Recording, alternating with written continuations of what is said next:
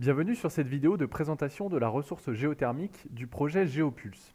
Je suis géologue, travaillant pour la société TLS Geothermics, porteur de projet avec la société Storengy pour ce projet de géothermie profonde dans le Massif central.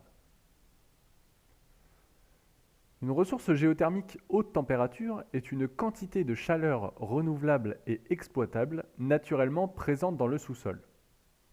La température augmentant dans le sous-sol avec la profondeur, on pourrait se dire qu'il suffit de forer suffisamment profond pour trouver une ressource géothermique. Mais cela n'est pas forcément vrai puisque la température n'est pas le seul paramètre à prendre en compte.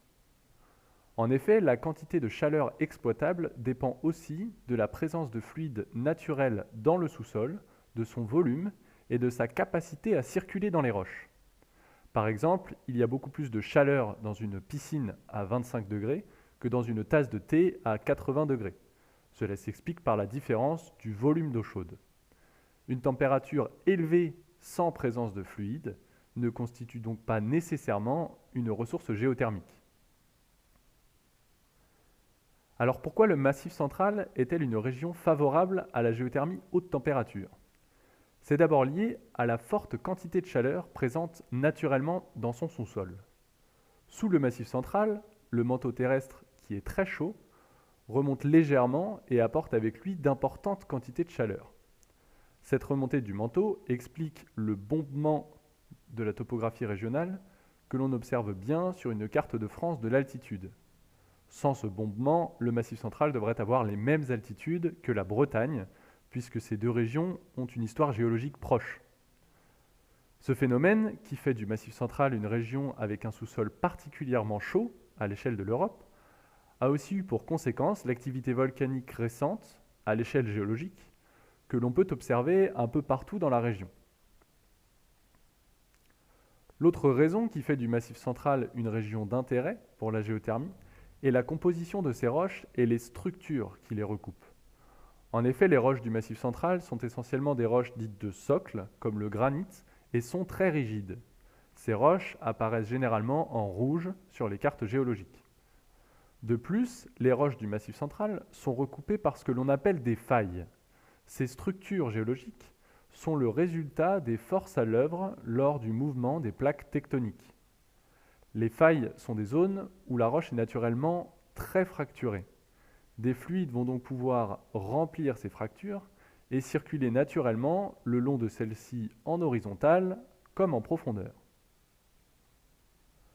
En 2015, TLS Geothermics a donc demandé à l'État un PER pour permis exclusif de recherche de gîtes géothermiques haute température dans la région de la Sioule.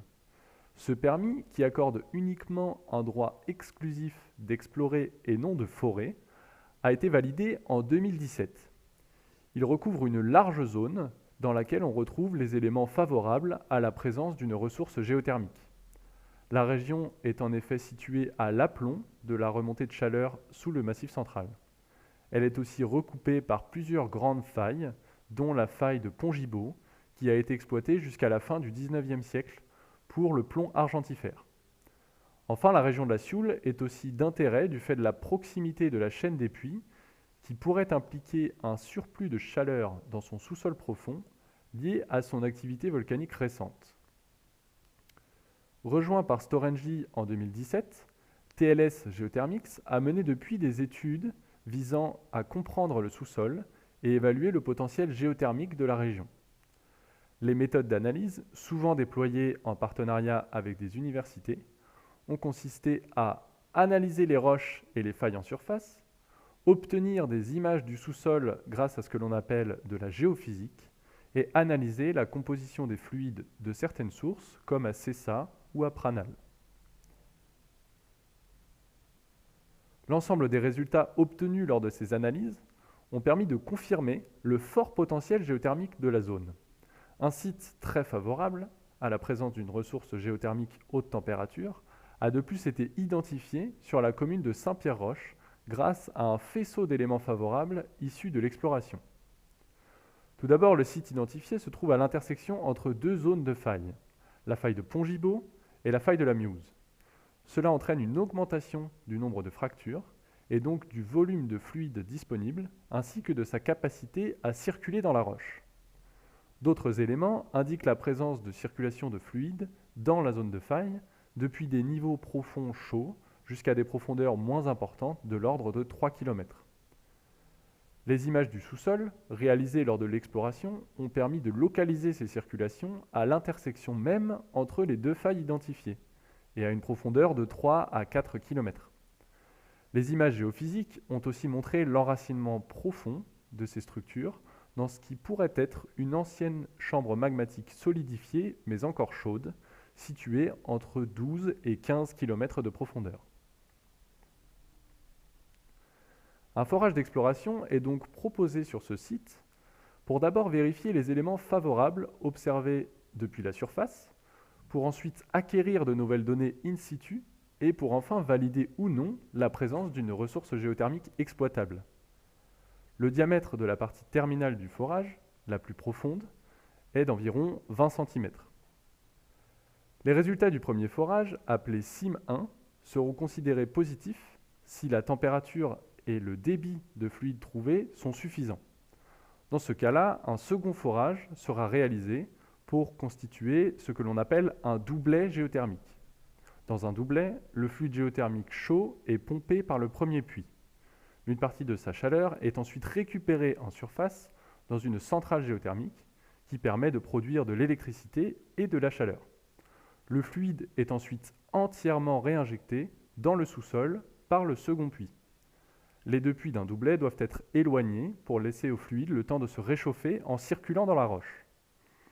Si et uniquement si les données issues des forages sont très positives, il pourra être possible de réaliser un second doublet depuis le même site pour augmenter la capacité de production de la centrale géothermique.